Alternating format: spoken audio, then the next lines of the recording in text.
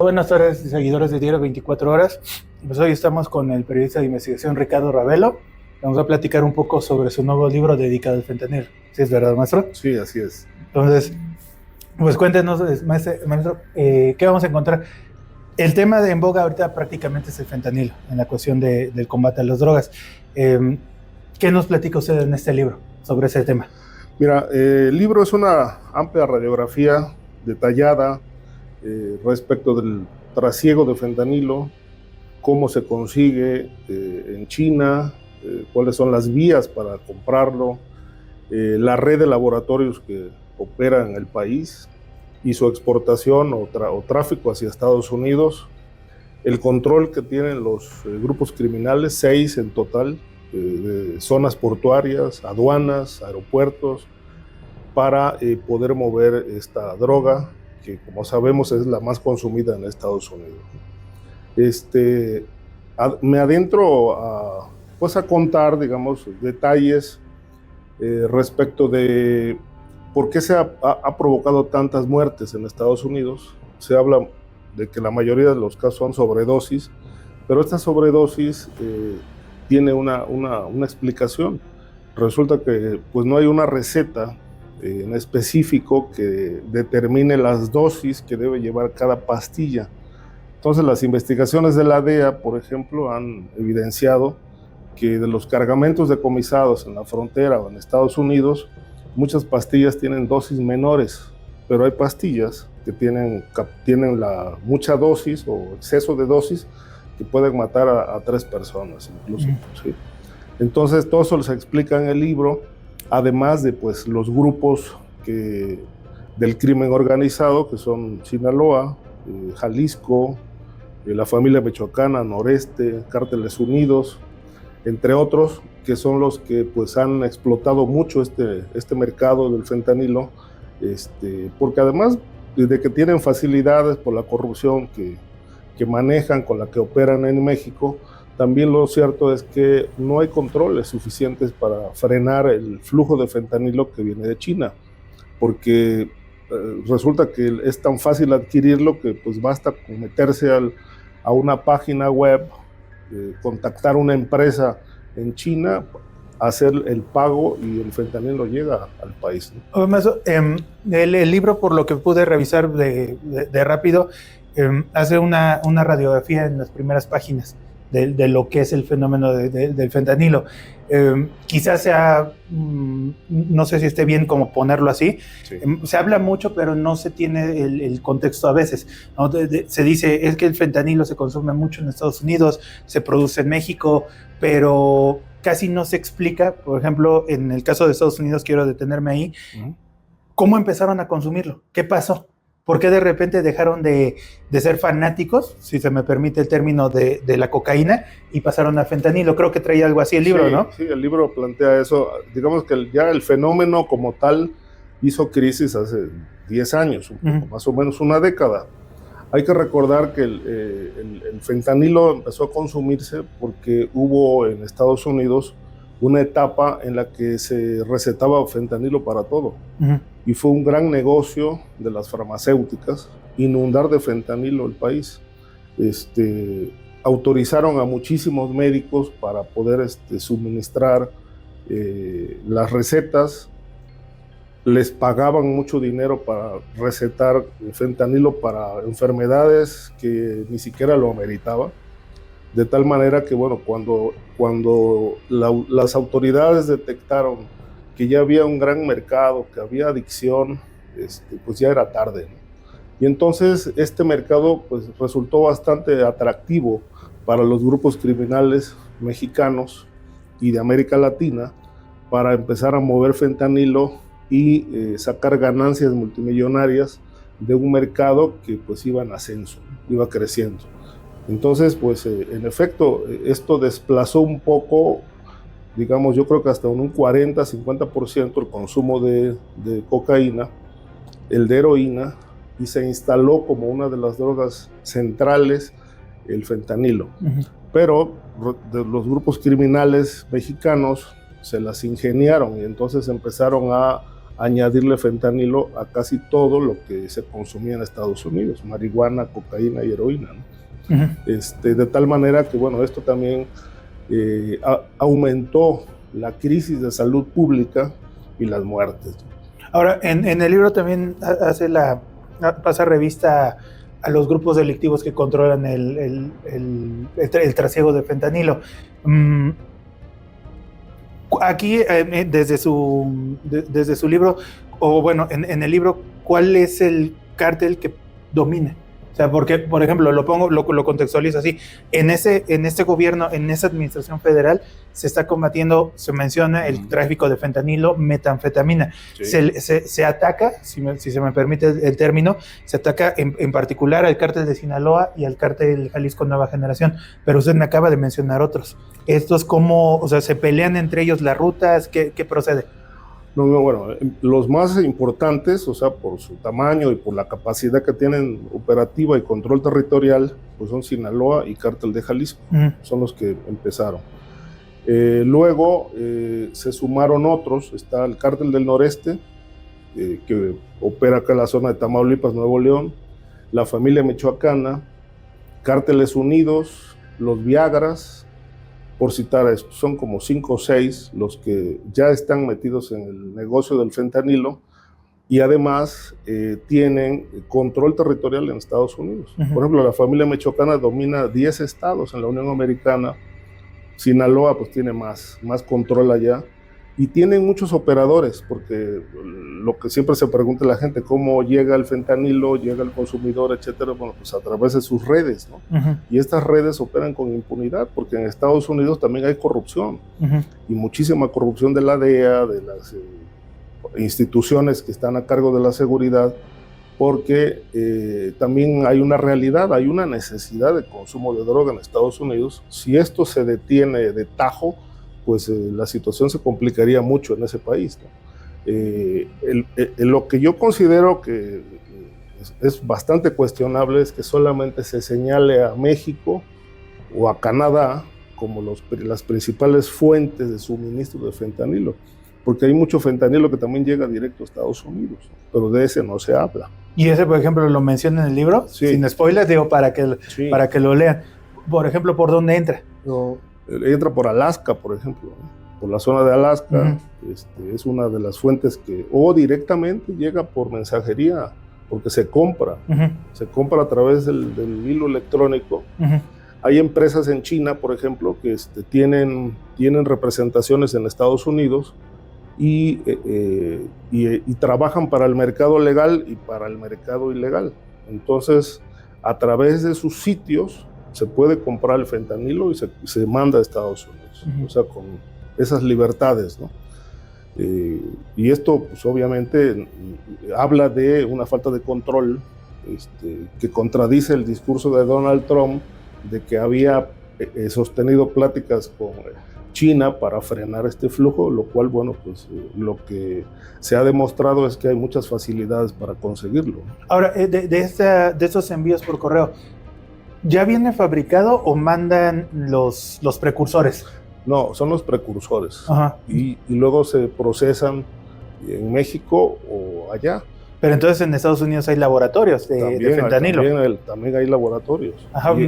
Y en México, bueno, en México nada más en Sinaloa había 1000 laboratorios. Los que han ido, supuestamente han ido destruyendo. Esta situación se empezó a dar en 2019. Estados Unidos, ya con el arribo de Trump a la presidencia, pues declara la guerra comercial a México, a Canadá, a China, etcétera, porque ven que está creciendo mucho el consumo de fentanilo. Y entonces en 2019 viene una suerte de parón en la producción por parte de los chapitos. ¿No? Entonces lo que hicieron nada más fue desplazar los laboratorios hacia el Estado de México, hacia Sonora, hacia Baja California, los colocaron por allá, siguieron produciendo fentanilo y de tal manera que el mercado nunca sufrió una merma, ¿no? Simplemente pues quitaron el foco de Sinaloa y lo diseminaron los laboratorios en varios estados. En la Ciudad de México, por ejemplo, hay bodegas, porque cuando llega el precursor a algún puerto mexicano, eso también es otra red importante, Puerto Progreso, Veracruz, Manzanillo, Lázaro Cárdenas, por citar algunos, son los puertos preferidos de estos grupos criminales. Y por esas aduanas entra el precursor, luego lo distribuyen hacia el norte del país y a partir del 2019 lo empezaron a mover hacia el Estado de México. Entonces aquí se procesa el fentanilo y luego se cruza a Estados Unidos. Es más o menos esa logística. Ahora, ¿cómo se logra todo eso? Pues se logra con protección oficial, ¿no? Porque desde el 2019, más o menos, 20, hay que recordar que Estados Unidos alertó a México de esta situación del fentanilo y le pidió militarizar zonas portuarias, aduanas, puertos, aeropuertos, para frenar el flujo, pero no lo lograron porque finalmente pues, es un negocio que sigue operando a base de corrupción. Y entonces, me imagino que debe tratarlo un poco en el libro. Me dice 2019, estamos hablando del sexenio de AMLO. AMLO, por ejemplo, durante todo su sexenio, el relato que él manejó fue no hay laboratorios. Sí. No hay laboratorios. ¿AMLO se hizo, como se dice coloquialmente, de la vista gorda ante ello o qué podría ser? Yo creo que sí. Es decir, no había laboratorios y hay laboratorios, ¿no? Porque las estadísticas recientes de destrucción de laboratorios, pues habla de más o menos en lo que va, según la última cifra que dio el secretario de Seguridad, habla de una destrucción de 1.500 laboratorios en este lapso de la presidenta Sheinbaum, de tal manera que, bueno, pues esta realidad se ocultó, se negó por razones políticas, es posible, o porque había redes también políticas vinculadas a esto. AMLO nunca reconoció que aquí se produjera fentanilo, ¿no? Es decir, no lo quiso aceptar cuando en realidad era un negocio boyante. Bueno, digo, sé que entraría completamente en el terreno de la especulación, pero ¿qué hubiese pasado si lo reconocía? ¿Qué se imagina? Entonces, usted que ya hizo la investigación, ¿qué se imagina que hubiese pasado si AMLO reconocía que aquí se hacía fentanilo? Yo creo que esto hubiera colocado, esto bueno, también es un terreno de la especulación, pero ¿por qué no lo quiso reconocer y por qué no quiso abrir el tema? Pues porque ya se hablaba de estas presuntas relaciones con Sinaloa, ¿no? Y Sinaloa en ese momento era el principal productor de fentanilo. Y hay que recordar que también miembros del cártel de Sinaloa fueron señalados en 2021, por ejemplo, de pagar campañas de candidatos de Morena. Entonces, pues lo que hizo AMLO fue guardar silencio, pero el problema empezó a crecer mucho y tronó justamente cuando él dejó la presidencia y llegó Donald Trump y le exige a México pues ya poner orden en eso. Yo creo que todo esto que ha ocurrido de detenciones, destrucción de laboratorios, decomisos, que no se dieron durante el sexenio de López Obrador, pues no es más que resultado de la presión norteamericana.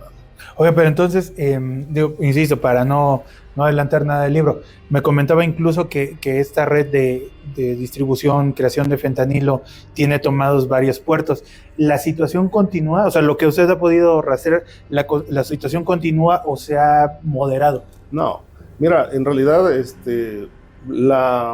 el consumo de fentanilo para usos médicos, usos clínicos, es muy bajito, muy bajita. O sea, realmente, y creo que son aproximadamente, si la memoria no me falla, como menos de 500 médicos en el país los que están autorizados para extender recetas a pacientes, ¿no? Pero el mercado negro del fentanilo es enorme, ¿no? O sea, estamos hablando de que llegan toneladas de precursor químico que se distribuyen en todo el país, que llegan por esta red portuaria, que además, bueno, esta red portuaria está bajo control militar, las aduanas también. Entonces, pues, ¿cómo es posible que ingrese tanto fentanilo cuando en realidad la necesidad estrictamente médica es muy baja. Entonces, pues lo que dicen las autoridades, y esto lo reconoce la propia Secretaría de Salud, que ellos no niegan que hay un mercado negro del crimen organizado para procesar fentanilo como droga. Ahora, deteniéndome un poquito en la producción del fentanilo, de lo que usted pudo averiguar, ¿qué tan peligroso es fabricarlo? O sea, de manera, creo que está mal empleado el término, pero lo voy a usar en este momento, de manera artesanal. O sea, no es como, por ejemplo, que usted y yo tengamos acceso a los químicos y ya nos pongamos a cocinarlo, como comúnmente se dice. ¿Qué es el requerimiento mínimo? Por ejemplo, o sea, veo que, por ejemplo, ¿a qué me refiero? Cuando hacen los decomisos, casi siempre los uniformados llevan equipo. Sí. Completamente. O sea, ¿el narcotráfico también tiene acceso a eso? Sí. A ver, aquí hay que explicar esta parte, es muy interesante. Mira, si una persona decide meterse al negocio del fentanilo, le tiene que tocar la puerta a un grupo criminal o ser recomendado, ¿sí? Lo recomiendan, entonces le financian la instalación de un laboratorio que varían los precios, ¿no? Hay laboratorios muy rudimentarios que se pueden instalar hasta con 200,000 pesos. Hay otros mucho más sofisticados, donde la inversión es casi de 1,000,000 de pesos. Esto dentro del crimen organizado. Ya a nivel clínico, pues ya son cerca de 10, 12 millones de pesos lo que cuesta una instalación para producir fentanilo para uso médico. Eso es otra cosa. Pero en el mercado del crimen organizado, con esta inversión se monta un laboratorio, el mismo cártel, en este caso Sinaloa era el que lo hacía, distribuye una receta para cada laboratorio, donde operan de 4 a 8 personas, ¿sí?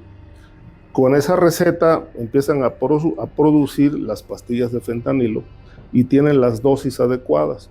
El cártel tiene un coordinador de laboratorios que supervisa la producción en todos los puntos donde están operando. Y obviamente las personas que están dedicadas a esto son conocidos como cocineros. En algunos casos tienen asesoría de expertos en química. En otros casos solamente es trabajo improvisado. Es decir, es conocimiento que se transmite boca en boca, de boca en boca. Y esto es lo que ha derivado en los graves problemas de muertes por sobredosis, porque la improvisación, como lo dije hace un momento, es la causa de que muchas pastillas tengan baja dosis u otras tengan muchísima excedida, y es lo que provoca las muertes en Estados Unidos. Es una ruleta rusa para quien consuma eso. Más o menos. Ahora, los cocineros sí, digamos, usan un cierto traje, usan gafas, unos lentes especiales, tapaboca y se cubren el cuerpo, porque además los químicos son muy, muy fuertes, muy potentes. Ahora, aquí también el libro detalla que cuando el fentanilo escasea, porque también hay momentos en los que tarda o simplemente les dicen en China, ¿sabes qué? No tengo, no dispongo, o va a llegar dentro de 2 meses. Lo que hacen es sustituir algunos precursores con medicamentos de uso veterinario. Por ejemplo, están usando mucho un anestésico que se llama la silacina, con X, que es un anestésico para gatos y perros de uso veterinario, que lo mezclan con el fentanilo. Hay otra droga que es más potente que el fentanilo, que aquí se detalla, que se llama carfentanilo. Y lo que ahorita está de moda también, que no tiene gran mercado, pero se está empezando a consumir mucho, es el Tusi, ¿no? Que es la droga rosa o la cocaína rosa, que en realidad pues es puro químico, ¿no? Es puro químico lo que consume la gente. Pero, o sea, esta última que acaba de mencionar es como un parecido al fentanilo. No contiene fentanilo, es un compuesto químico, pero es más potente que el fentanilo. Ok. Sí, y esa es la que está abriendo mercado ahorita en Estados Unidos. Ahora, lo cierto es que hoy en Estados Unidos, pues, todo el mundo así consuma cocaína, crack, marihuana, heroína, en realidad también está consumiendo fentanilo, porque todo está mezclado ya. O sea, ya no sabes realmente qué estás consumiendo. No. Heroína con fentanilo, cocaína con fentanilo. ¿Por qué? Porque lo hace más potente, es más adictivo y obviamente engancha más rápido al consumidor. O sea, y tienen, o sea, digamos que tienen la maestría, no sé cómo ya decirlo de otra forma, para, por ejemplo, decía de la marihuana, ¿no? De ponerle a la marihuana incluso el dosis de fentanilo, no letales, entiendo, o es como también... Pues en algunos casos no, pero en muchos sí. Y ahora dos cuestiones rápidamente. México, ¿por qué no se consume? O sea, tenemos... O sea, aquí es fábrica, pero no sí, se consume. No, sí se consume. Sí se consume, no en todo el país, pero por ejemplo en la zona norte, en la zona norte hay consumo de fentanilo. Incluso estos químicos que menciono, que son las mezclas que contiene el fentanilo, como la silacina, etcétera, en muchas personas que han encontrado muertas, les han practicado la autopsia y bueno, pues los médicos ya ahí pueden probar que consumieron sustancia mezclada con medicamentos de uso veterinario. Entonces, son estas mezclas explosivas que, como bien dices tú, son como una ruleta rusa, ¿no? O sea, algún chavo, por ejemplo, por curiosidad, pues se mete una pastilla de fentanilo y puede ser la última vez, ¿no? Porque en realidad, como no hay una receta, digamos que haz de cuenta como si el Estado mexicano legalizara el fentanilo, pues ya habría una autoridad que garantiza la calidad de la sustancia, ¿no? Pero en este caso es pura improvisación. Okay. Y por último, veo que en el libro hace una mención a Venezuela. O también Venezuela ahorita está en el ojo del huracán, bueno, más bien su gobierno. Sí, por la relación del cártel el Tren de Aragua con el cártel de Sinaloa. Esta relación, en realidad, pues lo que ha explotado más el Tren de Aragua es el tráfico de cocaína y también la trata de personas, ¿no? Particularmente, pero luego se detectó que estaban también importando precursores químicos para Sinaloa.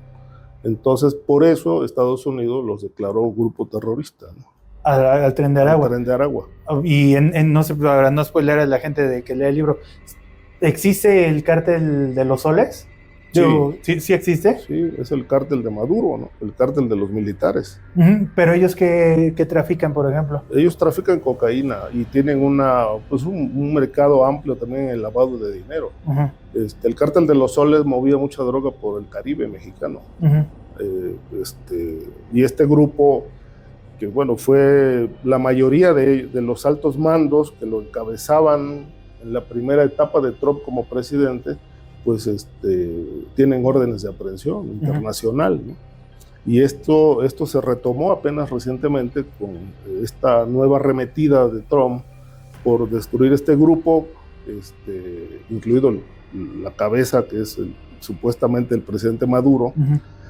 Pero lo que más preocupa a Estados Unidos es que es esta conexión del Tren de Aragua con el cártel de Sinaloa, ¿no? Que es una relación no nueva, ya tiene varios años, pero que hoy se ha detectado que tienen muchos controles territoriales. De hecho, el Tren de Aragua ya tiene representación desde hace tiempo en México.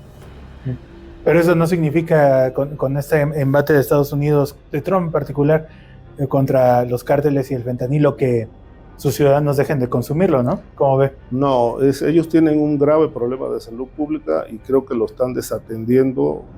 Porque mira, por ejemplo, la última estadística que revisé antes de publicar el libro, estaban planteando oficialmente más o menos 300 muertes diarias por consumo de fentanilo.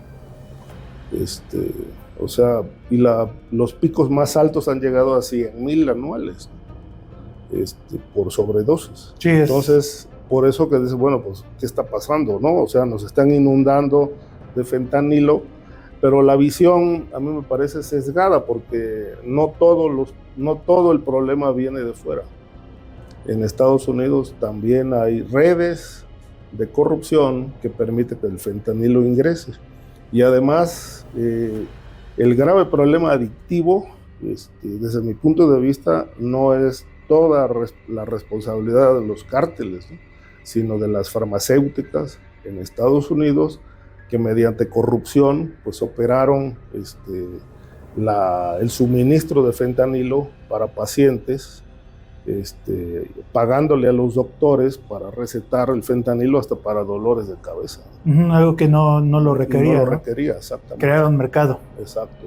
Pero se creó un mercado y ese mercado fue creciendo y bueno, pues fue que lo vieron como un potencial negocio y pues empezaron a meter el fentanilo y bueno, pues logró posicionarse como hoy, como la droga más consumida, y la cocaína disminuyó. Pero como no querían perder el mercado de cocaína ni de heroína, pues lo que hicieron fue añadirle fentanilo a estas otras drogas. Y eso es lo que el lector puede encontrar en su libro, este relato. Sí, todos estos detalles, hasta cuánto tiempo dura un consumidor de fentanilo, las crisis que pasa en la adicción, hasta la muerte. ¿Maestro, algo que quiera agregar para la cámara? Pues yo considero que es un libro donde el público lector va a poder encontrar detalles de un problema que pues lamentablemente ha crecido mucho en el país, pero esa mecánica del trasiego de fentanilo está bien detallada en el libro, junto con las complicidades políticas, las redes criminales y sobre todo, bueno, esta conexión México-China que ha resultado tan explosiva en este gran negocio del fentanilo.